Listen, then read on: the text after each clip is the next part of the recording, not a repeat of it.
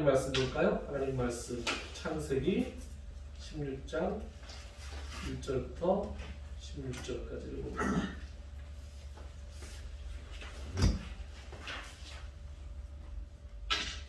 창세기 16장 1절부터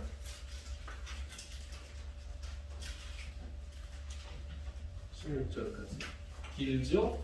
예. 늘 말씀드리지만 지금 아니면 다시는 잘 안 보실 것 같아서 창세기 16장 1절부터 끝절까지 읽겠습니다. 제가 읽을 테니까 여러분들 눈으로 따라오십시오. 아브라함의 아내 사레는 출산하지 못하였고 그에게 한 여종이 있으니 애굽 사람이요 이름은 하갈이라. 사레가 아브라함에 이르되 여호와께서 내 출산을 허락하지 아니하셨으니 원하건대 내 여종에게 들어가라. 내가 혹 그로 말미암아 자녀를 얻을까 하노라 하매 아브라함이 사레의 말을 들으니라. 아브라함의 아내 사레가 그 여종 애굽 사람 하갈을 데려다가 그 남편 아브라함에게 첩으로 줄 때는 아브라함이 가나안 땅에 거주한 지 10년 후였더라. 아브라함이 하갈과 동침하였더니 하갈이 임신하매 그가 자기의 임신함을 알고 그의 여주인을 멸시한지라. 사레가 아브라함에게 이르되 내가 받는 모욕은 당신이 받아야 옳도다. 내가 나의 여종을 당신의 품에 두었거늘 그가 자기의 임신함을 알고 나를 멸시하니 당신과 나 사이에 여호와께서 판단하시기를 원하노라. 아브라함이 사라에게 이르되 당신의 여종은 당신의 수중에 있으니 당신의 눈에 좋을 대로 그에게 행하라 하며 사레가 하갈을 학대하였더니 하갈이 사레 앞에서 도망하였더라. 여호와의 사자가 광야의 샘물 곧 술길 샘 곁에서 그를 만나 이르되 사레의 여종 하갈아 내가 어디서 왔으며 어디로 가느냐. 그가 이르되 나는 내 여주인 사레를 피하여 도망하나이다. 여호와의 사자가 그에게 이르되 내 여주인에게로 돌아가서 그 수하에 복종하라. 여호와의 사자가 또 그에게 이르되 내가 내 실을 크게 번성하여 그 수가 많아 셀 수 없게 하리라. 여호와의 사자가 또 그에게 이르되 내가 임신하였은즉 아들을 낳으리니 그 이름을 이스마엘이라 하라. 이는 여호와께서 내 고통을 들으셨음이니라. 그가 사람 중에 들나귀같이 되리니 그의 손이 모든 사람을 치겠고 모든 사람의 손이 그를 칠지며 그가 모든 형제와 대항에서 살리라 하니라. 하갈이 자기에게 이르신 여호와의 이름을 나를 살피시는 하나님이라 하였으니 이는 내가 어떻게 여기서 나를 살피시는 하나님을 배웠는고 함이라. 이러므로 그 샘을 브엘 라헤로이라 불렀으며 그것은 가데스와 베레 사이에 있더라. 하갈이 아브라함의 아들을 낳음에 아브라함이 하갈이 낳은 그 아들을 이름하여 이스마엘이라 하였더라. 하갈이 아브라함에게 이스마엘을 낳았을 때에 아브라함이 86세였더라. 아멘.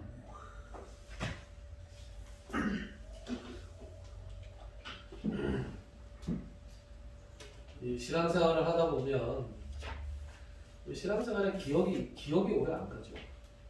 어떤 거냐? 제가 이제 사회에서 만나는 동생이 있습니다. 신앙생활을 잘 안 하는 동생인데 본인은 천주교라고 천주교 때 뱅땅죽이라고 얘기하는 친구가 하나 있습니다. 근데 그 친구가 얼마 전에 팔을 사람이 어떻게 자면 그렇게 되는지 모르겠는데 팔을 베고 이렇게 잤는데 밤새 팔을 베고 자는 바람에 팔이 이렇게 돌아갔어. 팔이 돌아가서 이게 펴지지 않는 거예요. 요식업을 하는 친구인데 주방장이란 말이에요. 이 오른손이었으면 가게문을 닫았겠죠. 왼손이라 이렇게 해서 칼질할 때도 이렇게 해서 그래서 굉장히 그 강골에 건강하고 아주 이런 친구입니다. 이런 친구인데 팔이 돌아가서 겁을 잔뜩 먹었어요. 평생 뭐 감기도 한 번 안 걸리고 뭐 이런 사람들 있잖아요. 그런 사람들인데 그런 사람 중에 하나인데 팔이 돌아가니까 정말 놀란 거예요. 그래서 병원도 가고 엑스레이 찍고 했는데 그때 나중에 얘기를 하는데 그때 하나님한테 간절히 기도를 해야 됩니다. 하나님, 이번만 고쳐주시면 제가 앞으로 성당에 열심히 나가겠습니다. 라고 기도를 했습니다. 하나님께서 들어주셨을까요? 안 들어주셨을까요? 안 들어주죠. 그래요? 모르겠습니다. 하나님께서 들어주실 수도 있고 안 들어주실 수도 있죠. 하나님 마음이시죠. 그런데 안 들어주셨으면 제가 말을 하겠습니까? 하나님이 들어주셨어요. 예. 그래서 뭐 기적적으로 갑자기 확 돌아온 건 아니고 천천히 돌아와서 지금은 정상적으로 됐습니다. 그런데 저한테 그 얘기를 하는 거예요. 그래서 그렇게 자기가 기도를 얼마나 많이 했는지 모른대요. 그때 그런 얘기를 하더라고요. 그래서 너는 이제 성당 나가야지 그랬더니 근데 이게 진짜 하나님이 하신 건지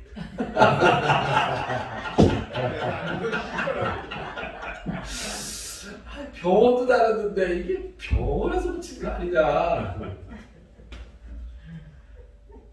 여러분 어떠세요? 이런 경험 있지 않으세요? 있죠. 급해서 우리가 신앙생활 하다 보면은 뭐 3년, 5년, 10년, 20년 동안 계속 기도해도 응답이 내가 원하는 대로 하나님이 응답하지 않으시는 것도 있지만 하나님께서는 급한 기도는 급하게 응답하세요. 그래서 급하게 간절히 부르짖으면 하나님께서 급하게 들어주실 때도 있다. 그런데 문제는 그 급하게 해결해 주신 거를 감사한 마음으로 그리고 자기의 신앙 자산으로 삼고 거기서 진일보에서 한 계단 올라가서 거기서부터 신앙생활을 해야 되는데 진짜로 우리 하나님 믿겠어? 이런 생각을 우리 하는 거예요. 그 친구 다시 돌아갔어요. 예전대로 팔이 돌아가듯이 예전이 다 돌아갔어요. 성당에 안 나갈 것 같아요. 다 불가능. 또 무슨 큰 일이 있지 않으면 다시는 기도하는 일이 또 없을 것 같고 사람이 그래요. 사람이 그렇게 신앙생활합니다. 저도 개인적으로 여러 번 그랬던 것 같아요. 다 말씀드리기는 어렵지만 목사 체면상 비겁함을 제가 드러내기는 좀 어렵지만 어쨌든 제 개인적으로 볼 때 아주 사소한 것부터 시작해서 아주 큰 것까지 하나님께서 그 간절한 기도에 응답하셨는데 응답받고 나서는 화장실 들어갈 때 하고 나올 때 다르듯이 사람이 처신할 때가 많죠. 그리고 하나님의 분명한 약속을 받고도 헷갈릴 때가 있습니다. 오늘 아브라함이 어떤 얘기가 지금 나옵니까? 아브라함이 첩을 그 아내 사레의 권유로 첩을 들여서 아들을 낳잖아요. 근데 16장인데 15장에 보면 지난 시간에 우리가 뭘 살펴봤습니까? 하나님께서 복습을 해보면 그돌라오멜 연합군과의 싸움에서 조카 롯이 잡혀간 것을 구출해 왔을 때 아브라함에게 하나님께서 환상 중에 나타나셔서 뭐라 그러세요? 아브라함아 두려워 말라. 내가 너의 방패고 내가 너의 지극히 큰 상급이다. 그랬는데 좀 시큰둥하더라. 그 얘기를 제가 지난 시간에 했죠. 아이고 방패도 좋고 상급도 좋은데 하나님 제가 자식이 없어서 상만 주셔봐야 재산 많이 주셔봐야 제가 물려줄 자식도 없고 이렇게 얘기를 삐딱하게 하니까 하나님께서 하늘에 있는 별을 보여주시면서 네 자식이 이렇게 많을 것이다. 그 전에 그런 얘기를 했죠. 하나님께서 나에게 자식을 안 주시니 제가 집에서 키운 이 다메섹 사람 엘리에셀이 내 후계자가 될 것입니다. 그때 하나님께서 뭐라 그러셨냐? 15장 4절에 보면 아니다. 그 그 사람이 그 자가 내 후계자가 되는 것이 아니라 뭐라고 나오느냐? 내 몸에서 날 자가 내 상속자가 될 것이다. 네 몸에서 날 자. 너의 피부치다 이렇게 말씀을 해주시는 거죠. 그래서 하나님께서 아브라함이 그때 그걸 믿고, 그죠? 믿고 하나님이 그걸 또 의로 여기시고, 그리고 이제 동물을 토막을 내서 개아들 체결하고 그랬잖아요, 지난 시간에. 그리고 나서 얼마 안 된 거예요, 지금 이거. 얼마 안 됐습니다. 얼마 안 됐는데 아내 사례가 이렇게 얘기하는 거예요. 여보, 아무래도 나는 틀렸어. 나는 틀린 것 같아. 여기서부터는 제 생각입니다. 성경에 나와 있는 게 아니라 제 짐작인데, 여보, 하나님께서 분명히 당신 몸에서 날 사람이어야 상속자라 그랬어. 그랬지. 근데 당신 몸에서 난다 그랬지 내 몸에서 난다는 소리는 안 했잖아, 하나님. 그러니까 당신 씨만 당신 씨면 되는 거 아니야. 그죠?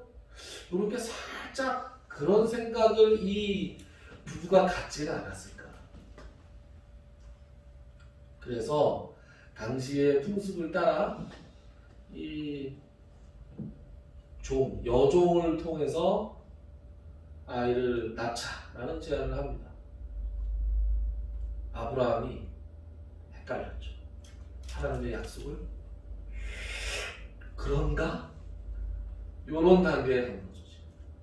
그래서 결국 아브라함은 사례가 제안한 것을 그대로 받아들입니다.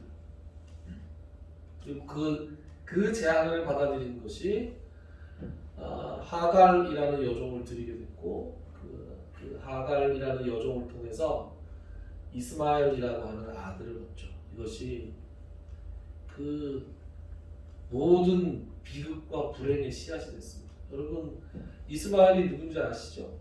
이스마엘은 지금 아랍 민족의 조상입니다.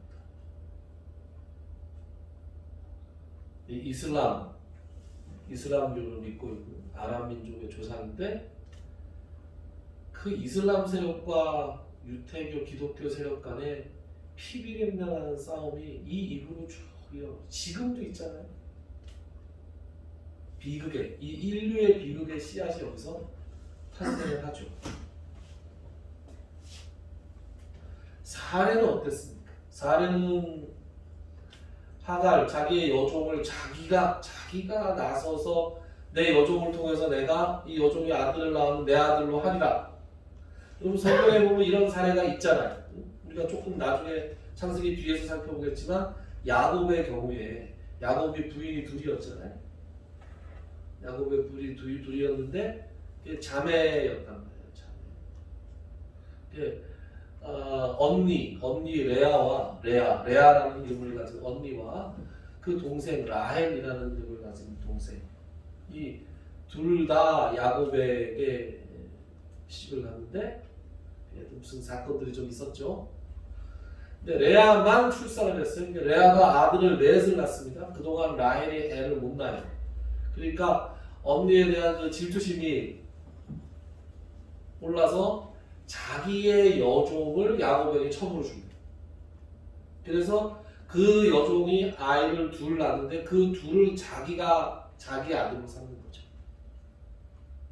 그러니까 거기서 또 레아도 욕심도 많죠. 레아도 그래? 그러면 당신 내 여종도 첩으로 줄 테니까. 이래서 레아 이름으로 6명. 또 나중에 또 레아가 둘을 또 자기가 또 낳습니다. 총 8명. 라헬이 나중에 낳은 자식 2명. 라헬의 종이 낳은 자식 2명. 그래서 총 야곱에게는 12명의 아들이 있게 된 거죠. 이렇게 당시에는 여자 종을 통해서 아들을 보려고 하는 그런 풍습이 이 지역에 있었습니다. 근데 그것을 따라서 인간적인 방법을 통해서 자식을 얻고자 하는 그러한 계획을 사례가 먼저 제안했는데, 그 사례가 어떻게 됩니까? 사례가 그 인간적인 제안으로 말미암아 사례가 행복해졌나요? 사례가 행복해지지 않았습니다. 그 여종, 자기가 자기 손으로 직접 남편에게 주었던 그 여종이 임신을 한 걸 안 다음에 주인을 무시하기 시작합니다. 하갈은 행복해졌습니까? 하갈은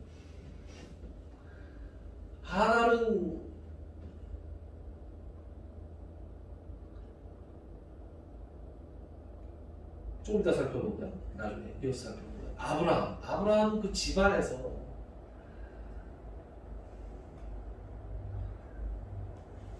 남자들이 부인 한 명 감당하기도 어려운데 부인 두 명이서 두 명을 다 행복하게 만족시켜주는 것이 얼마나 어렵습니까? 더군다나 지금 서로 갈등하고 질투하고 지금 그러고 있단 말이에요. 집안이 잠잠할 날이 하나도 없어요. 그러니까 나중에 아브라함은 뭐라 그럽니까? 당신이 이제 알아서 해라. 아니 사례가 자기가 시작을 해놓고 자기 여종이 자기를 무시하니까 이게 다 당신이 잘못한 거니까 당신이 책임지세요. 그러니까 아브라함이 아이고 부인이 알아서 하세요. 이렇게 된 거죠. 아브라함도 굉장히 힘들었고 나중에 결국 어떻게든 돼서 이스마엘을 아들로 얻게 되지만 그 아들을 결국은 나중에 내보내는 아픔을 받았어요. 사라에게 이스마엘은 어떤 느낌이 큰 느낌이 없을지 몰라도 아브라함 입장에서는 자기 아들이잖아. 자기 아들을 본부인의 질투로 말미암아 아들과 생이별을 해야 되는 그런 아픔을 나중에 겪습니다. 그러니까 이 사건, 요 방법을 통해서 행복해진 사람이 아무도 없었다라는 말씀을 제가 드리고 싶습니다. 여러분, 유사품에 주의해야 됩니다. 유사품. 하나님의 말씀 비슷한 걸 조심해야 돼요. 내 몸에서 날 자라야 내 상속자가 되리라. 그러게 당신 몸에서 당신 몸을 통해서 다른 여자를 통해서 나와도 되는 거 아니냐? 하나님은 성경을 이렇게 쭉 보잖아요. 하나님은 편법 같은 거 별로 안 좋아하시는 거예요. 하나님이 무슨 편법을 통해서 당신의 계획과 섭리를 이루어 가시는 법은 별로 없는 거예요. 거의.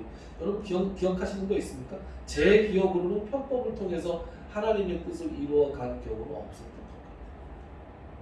하나님이 아브라함에게 내 몸에서 날 자라야 네가 상속자가 되리라 약속하셨고 그것을 통해서 그 상속자를 통해서 하늘의 별처럼 땅에 있는 모래, 바다에 있는 모래처럼 자식들이 많아질 거라고 약속을 하셨을 때 설마 첩을 들이라는 말씀이셨겠어요?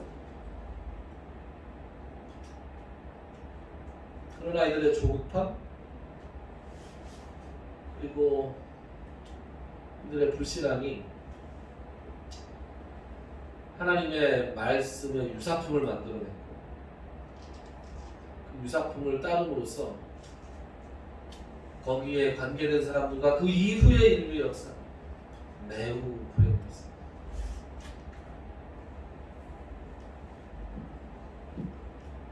우리가 하나님의 일을 할 때 이렇게 하면 좀 지름길이 있지 않을까? 이렇게 하면 좀 더 좋지 않을까? 라고 혹시 편법이나 유사품 같은 것이 혹시 머리에 떠오른다면 머리를 한번 툭 털고 하나님께 한 번 더 기도해 봐요. 그것이 어떤 것이든. 자, 하갈은 나중에 얘기한다 그랬는데 하갈은 어떻게 불행해졌느냐. 하갈에 대해서 좀 살펴보죠.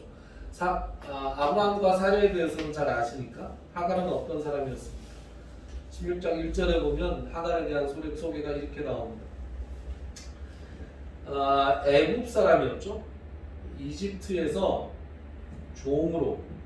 그러고 보니까 아브라함이 애굽에 갔다가 자기 아내 사례를 애굽 왕에게 뺏겼다가 찾아오면서 그 왕이 애굽의 바로가 많은 것들을 주잖아요. 아마 그때 딸려 들어온 종이 아니었을까? 그렇게 짐작합니다. 그래서 사례의 몸종이었는데, 그러니까 사례의 몸종이니까 정말 가까운 거죠. 여주인의 모든 것을 다 압니다. 모든 것을 다 알고 정말 얘라면, 이 여종이라면 내가 남편한테 줘도 내가 뒤탈이 없겠다 라고 생각하는 아주 믿을 만한 종이었다는 거죠. 그러니까 남편한테 줬단 말이에요. 그런데 이 종이 자기 남편의 씨를 배에 잉태하고 나서 이제 어깨에 힘이, 목에 힘이 잔뜩 들어가게 되는 거죠. 작은 성공이 사람을 망치는 경우가 참 많지 않습니다. 내가 노력해서 얻은 성공도 자기를 교만하게 하고 망칠 때가 있는데, 그 성공이 주어지는 것이라면, 어떤 행운에 의해서 주어지는 것이라면, 하갈이 지금 요 자리에 오기까지 하갈이 스스로 노력한 건 없어요. 그냥 자기 주인이 이렇게 하라 그러니까 그렇게 했고, 그래서 자기의 신분이 달라졌어요. 자기의 신분이 조금 달라가 신분이 상승하고, 이제 자기 뱃속에 내 주인의 아이를 잉태했다라는 사실, 그 사실이 그를 교만하게 만들었어요. 그래서 자기의 원래 처지와 본분을 망각하고 여주인을 멸시하는 데 이르렀고, 결국은 그것이 자기 자신을 나락으로 떠안았습니다. 그래서 그 여주인의 학대를 받게 되고, 학대가 도대체 뭐였을까요? 구체적으로 어떤 학대인지 우리는 알 수가 없지만, 하갈이 도저히 견뎌낼 수 없을 수준의 학대를 했겠죠.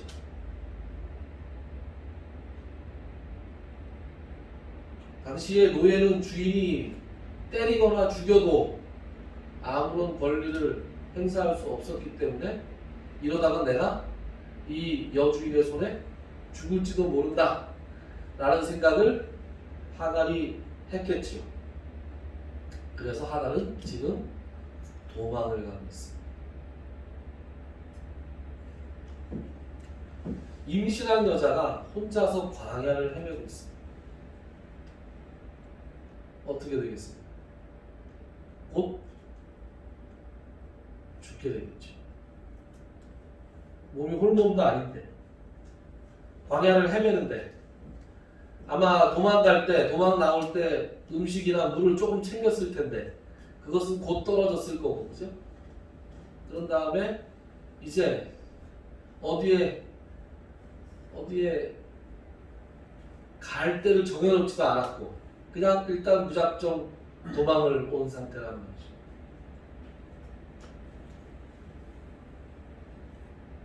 그래서 오늘 하갈이 거의 죽게 되었을 때 하나님의 사자가, 여호와의 사자가 이 하갈에게 나타납니다. 우리 8절 한번 볼까요?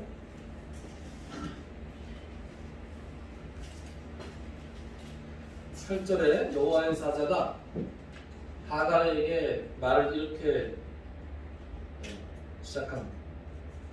8절 같이 한번 읽어볼까요? 시작. 이르되 사라의 여종 하갈아, 내가 어디서 왔으며 어디로 가느냐? 그가 이르되 나는 내 여주인 사라를 피하여 도망하나이다. 저는 참 기가 막히는 것 같아요. 어떻게 하나님의 사자가 나타나서 하갈에게 이렇게 말씀을 했어요. 하갈아, 네가 어디에서 와서 어디로 가? 그랬더니 하갈이 뭐라고 대답해요? 나는 내 여주인 사라를 피하여 도망하고 있습니다. 질문은 두 가지였죠.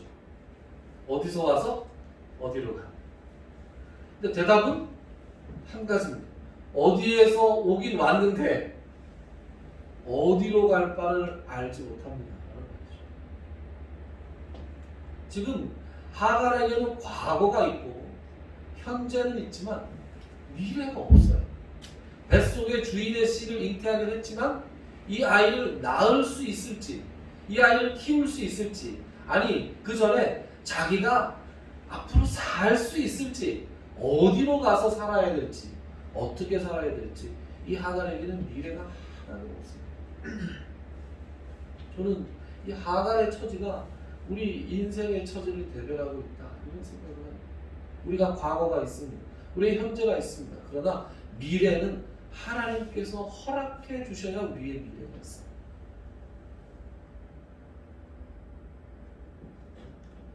당장 내일 일을 알 수 없잖아요. 지난주에 오늘 우리 와서 저한테 이렇게 인사를 하셨죠.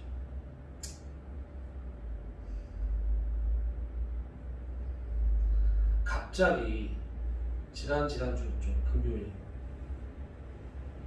금요일 날 저녁 때 몸에 열이 느껴지는 거예요. 아무렇지도 않은데 갑자기 열이 느껴지는 거예요. 열을 쟀는데 37.1도 이렇게 가더라고요. 하룻밤 자고 났는데 37.5도까지 올라갔어요. 겁을 더 먹었습니다. 제가 그때. 저도 아주 낙천적인 성격이라 에이 절대로 겁먹거나 그러진 않는데 진짜로 겁을 먹었어요. 기침도 안 하고 목도 안 아프고 아무 증상이 없는데 열만 올라가는 거예요. 그래서 너무 황당하잖아요, 여러분. 열이 올라갈 일이 뭐가 있어요? 왜 갑자기 열이 올라갈까요? 그래서 그때부터 정말 한 30분 간격으로 계속 체온을 재고 처음에는 감기인가? 그리고 감기약을 먹었어요. 감기약을 먹었으니까 열이 떨어졌죠.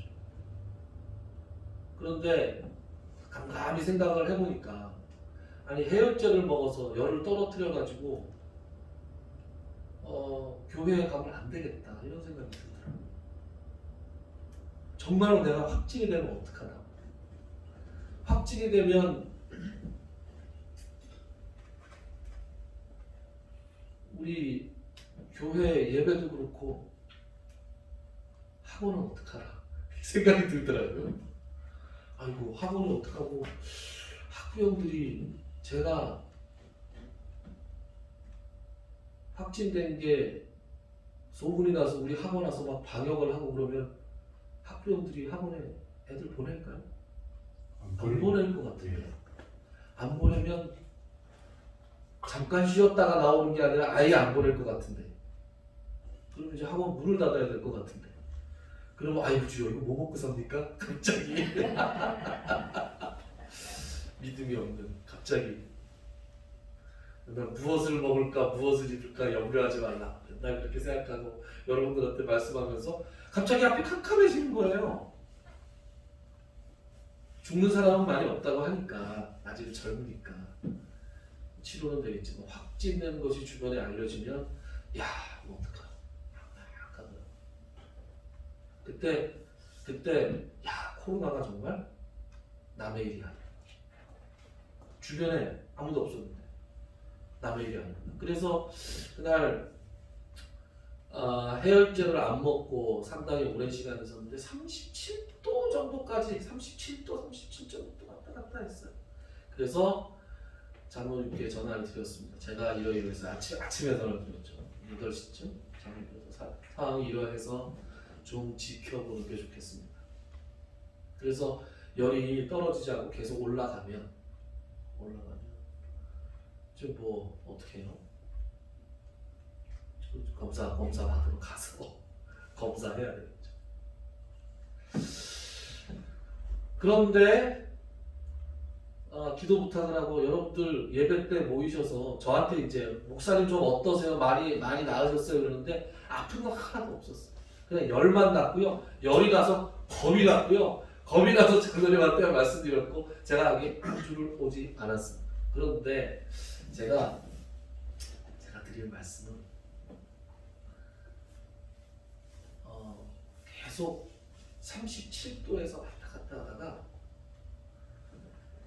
12시쯤 됐는데 12시쯤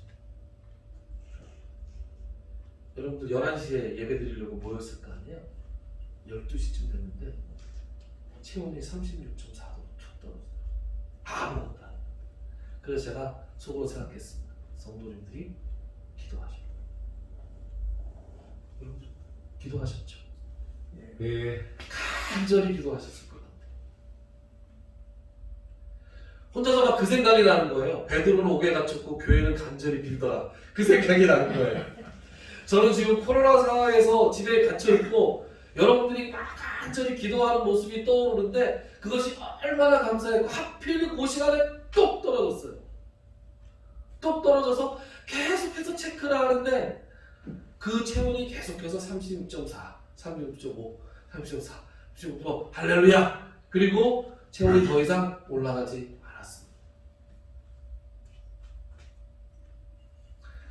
오늘 제가 다윗의 시편을 여러분 앞에서 묵상 기도할 때 나눴습니다. 뭘 나눴어요? 너희는 여호와의 선하심을 맛보아야죠. 맛보아야죠. 여러분 그냥 알지 말고 하나님의 선하심을 매 순간 맛보아서 아는 것이 우리에게 필요해요. 그리고 그것이 하나님께서 역사하셨다는 것을 우리가 믿음으로 받아들이고 감사할 수 있어야 돼요. 여호와의 선하심을 맛보아 아는 것이 차곡차곡 쌓일 때 우리의 믿음이 성장하는 거예요. 우리의 믿음이 성장해서 하나님 앞에 한 걸음 두 걸음 더 가까이 나아가는 거예요. 우리 인생의 목표가 뭡니까? 여러분 신앙생활의 목표가 뭐예요? 하나님 앞에 가까이 나아가는 게 우리 인생의 목표고 우리 신앙생활의 목표입니다. 하나님께 가까이 나아가는 과정에 뭐가 필요합니까? 하나님의 선하심을 맛보아 아는 것. 아주 사소한 것부터 아주 큰 것까지 하나님께 간절히 기도하고 응답받고 감사하고 자라고 성장하고 이런 과정이 우리에게 필요합니다. 그런 체험, 이런 사소한 간증들이 우리 삶에 넘쳐날 수 있어야 됩니다. 오늘 하갈이 딱 그런 경우였어요. 하갈이 어디에서 왔는지에 대해서는 대답할 수 있었는데 어디로 가는지에 대해서는 대답할 수가 없는 사람이었어요. 미래가 없는 사람이었어요. 지극히 외로웠고 지극히 고독했고 바로 앞에 죽음을 놓고 있었어요. 그런데 그때 하나님의 사자가 그 앞에 나타납니다. 네가 어디에서 와서 어디로 가? 그리고 내 주인, 내 여주인에게 돌아가서 그 여주인에게 복종해라. 어디로 가야 하는지, 어디로 가야 너의 미래가 있는지 가르쳐줍니다. 그리고 아들을 낳을 것이고 이름을 이스마엘이라고 하라고 가르쳐주시고 그리고 그 아들을 통해서 그 아들의 자손들이 무수히 많을 것이라는 그런 말씀을 전해줍니다. 하갈은 귀가 번쩍 뜨이고 눈이 번쩍 뜨였습니다. 그리고 눈이 번쩍 뜨이면서 그때까지 보지 못했던 뭘 보게 됐냐? 샘물을 발견하게 됐습니다. 가라져 있던 눈을 여호와의 사자가 밝게 해주셔서 지금까지는 찾지 못해서 목마름의 고통으로 죽어가고 있던 하갈이 샘을 발견했어요. 물을 마십니다. 그리고 하갈이 그런 고백을 하죠. 아, 내가 혼자가 아니었구나. 그래서 여기서 뭐라고 지금 고백을 해요? 15절, 13절 한번 봅시다.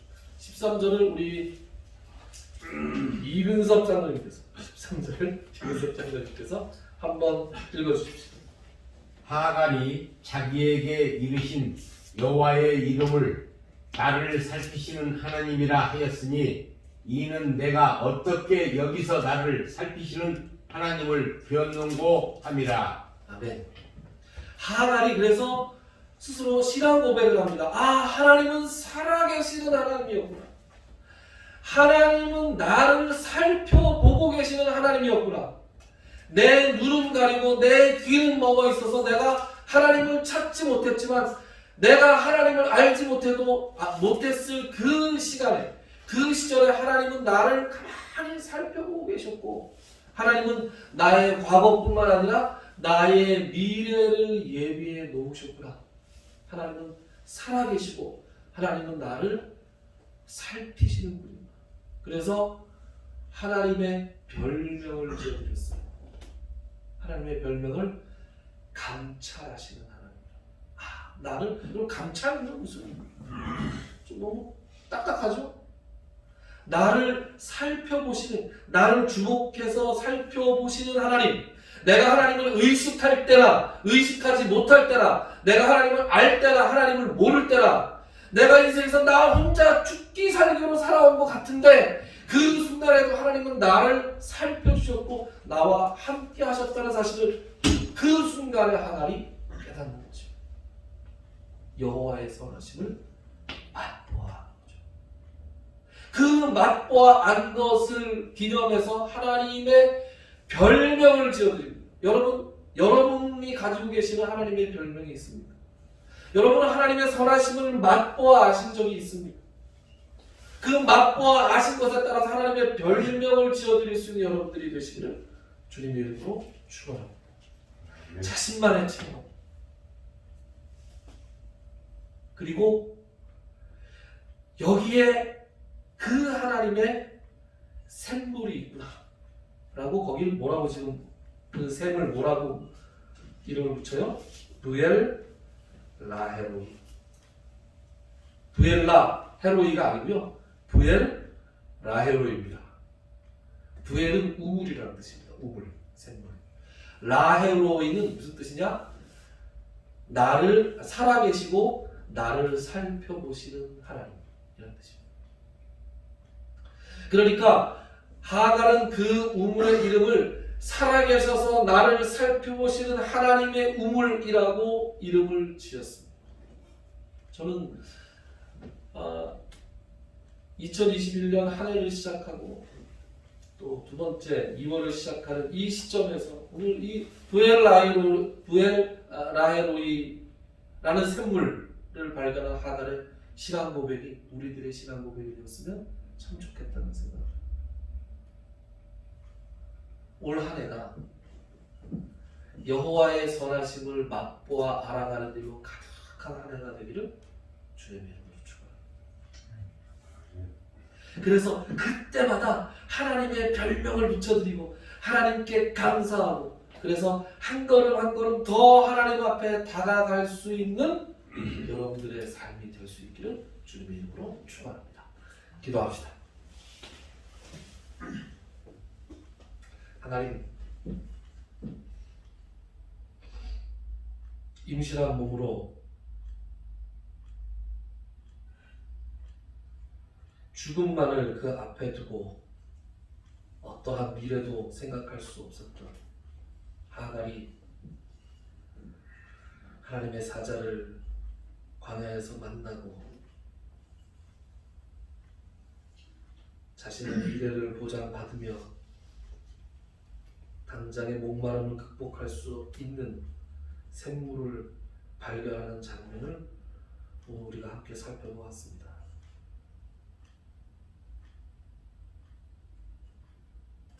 자신이 하나님을 알지 못했을 때에도,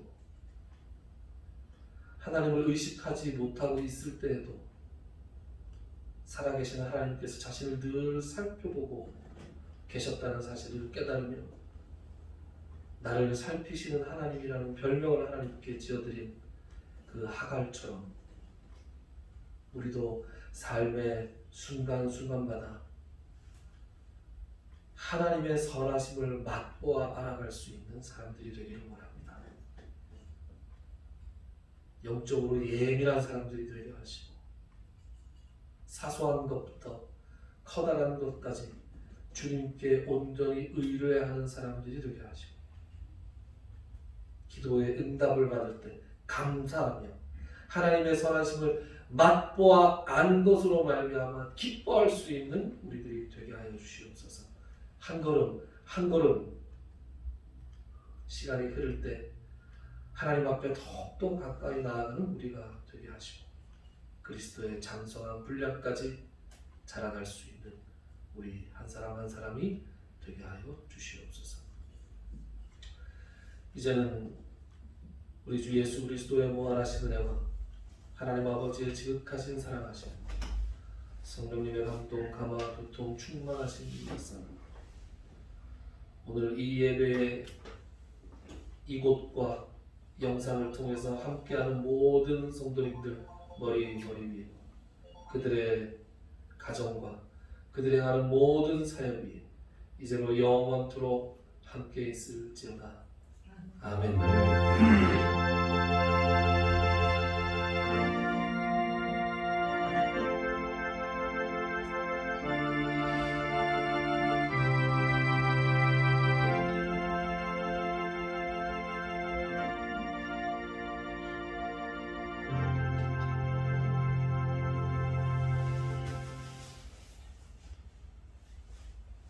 예배 마쳤습니다. 감사합니다. 새해 복 많이 받으시고 잘 다녀오세요. 예. 네.